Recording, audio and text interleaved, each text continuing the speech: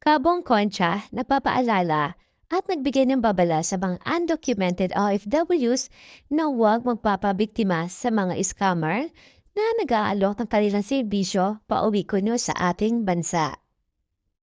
Ang masakit pa dito, mismong mga kababayan pa natin ang nangloko sa mga undocumented OFWs na nagnanais ng makauwi.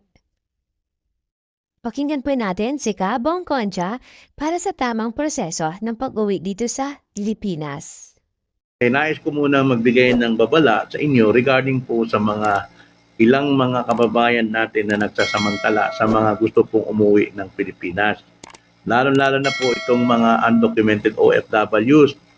Para po itong live na ito para po sa mga hurub, yung pong mga may abscond. Ang Arabic po kasi ng hurub po yun, ang English po ng hurub ay escapee or absconding, tumakas sa amo. Or yung pong ibang mga kababayan natin na expired ang ikama. Okay? Or expired ang exit visa. Meron pong nagsumbong sa akin kahapon, kagabi sa Sarawat, na kabayan natin na yung kaibigan niya ay nagbayad ng 4,500 reals para lang siya matulungan makauwi ng Pilipinas. Kasama po yung dalawang anak ata nung nasabing kabayan. Okay? June pa lang daw ay nagbayad na siya ng 4,500 at inabot na ng 5 buwan, hindi pa rin nakakauwi itong nasabing kabayan. Kaya lumapit na sa akin kagabi at sabi nga nila na plano nilang pumunta ng Philippine Consulate para po mag-file ng reklamo doon po sa nasabing kabayan na nangi-scam sa kanila. So wag po kayo basta-basta maniniwala. Meron pong mga kababayan tayo na nag-o-offer sa inyo na tutulungan po kayo maiayos ang inyong status, ikama, magiging legal kayo, or tutulungan kayo makauwi, tapos sisingilan kayo. Isipin niyo po, scam na po yun. Ang pag-uwi po sa Pilipinas ay walang bayad. Kung hindi niyo po alam ang proseso, ito pong live ko na ito, sana po magkaroon po kayo ng idea kung saan po kayo lalapit, ano po ang inyong gagawin. Okay? So, para ito sa mga hurub. Dahil sa totoo lang, napakadami po nating kababayan dito sa Saudi Arabia ang mga undocumented. Katulad po ng may hurub o mga na-expired na ang ikama. Kaya ito po ay para po sa inyo. Kung nais niyo pong umuwi at hindi niyo po alam ang gagawin, pumunta po kayo sa ating Migrant Workers Office. Ang Migrant Workers Office po ay dating polo. At meron pong 3 opisina ang migrant workers dito po sa Saudi Arabia. Meron po tayo sa Jeddah, meron po tayo sa Riyadh, at meron po tayo sa Al-Khobar. Ngayon, okay, kung kayo po ay hurub, mangyari po lamang na pagpumunta po kayo ng ating Migrant Workers Office, tingnan po ninyo yung mga nakapaskil po doon na requirements para po sa paghahanda ninyo, kayo ay ma-fingerprint or sa Arabic ay ma-basma. Bakit po yun may basma?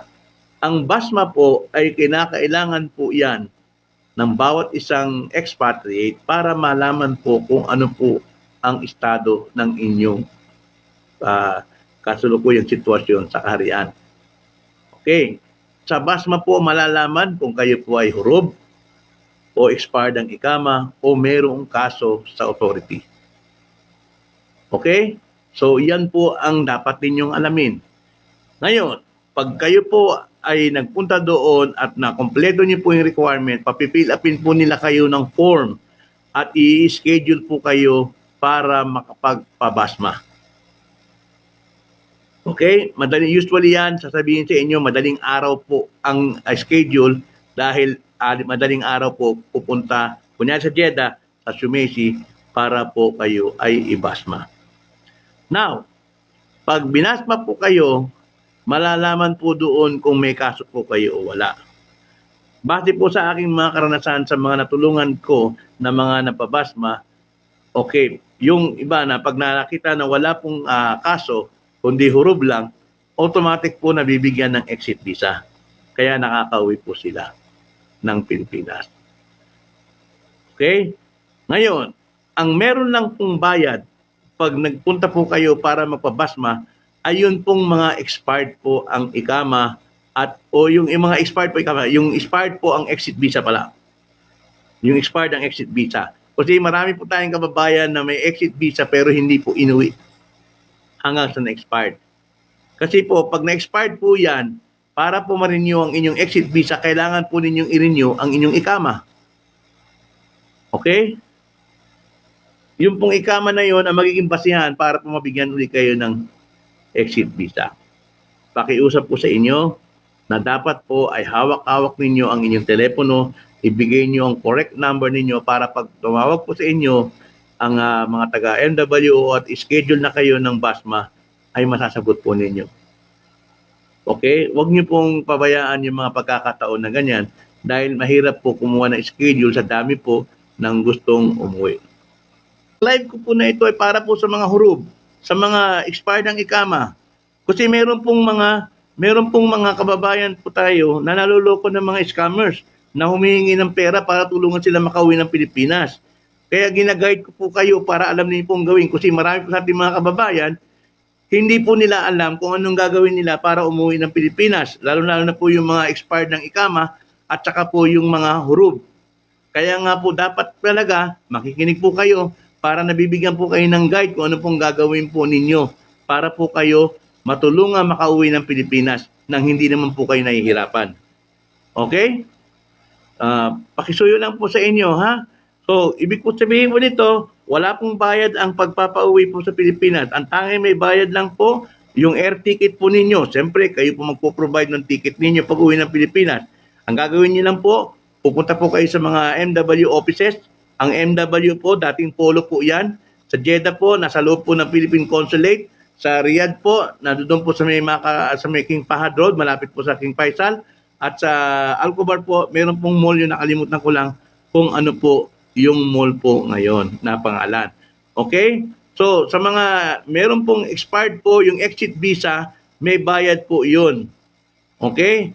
Ang bayad po ng exit visa na expired ay depende po yun sa ibibigay po ng yung isang tinulungan po natin is 2,800 po yung hiningi sa kanya. Ang gagawin po ninyo, pupunta po kayo sa bangko, bibigyan po ng pangalan na i-deposit po ninyo yung pera na yon para po pambayad ninyo sa inyong mga penalty.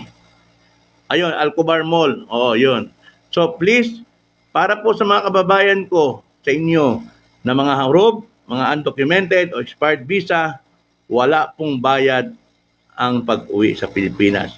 Kailangan lang po niyong magtiyaga, magpunta po sa mga MW offices, mag-inquire, magpatulong para po kayo maasikaso at may schedule kayo magpabasma at pag kayo po ay walang kaso sa basma, diretso na po kayo pauwiin. Pero pag kayo po ay may kaso, ayan po, kailangan harapin niyo yung kaso ninyo bago po kayo at matapos ito, bago po kayo mabigyan ng exit visa.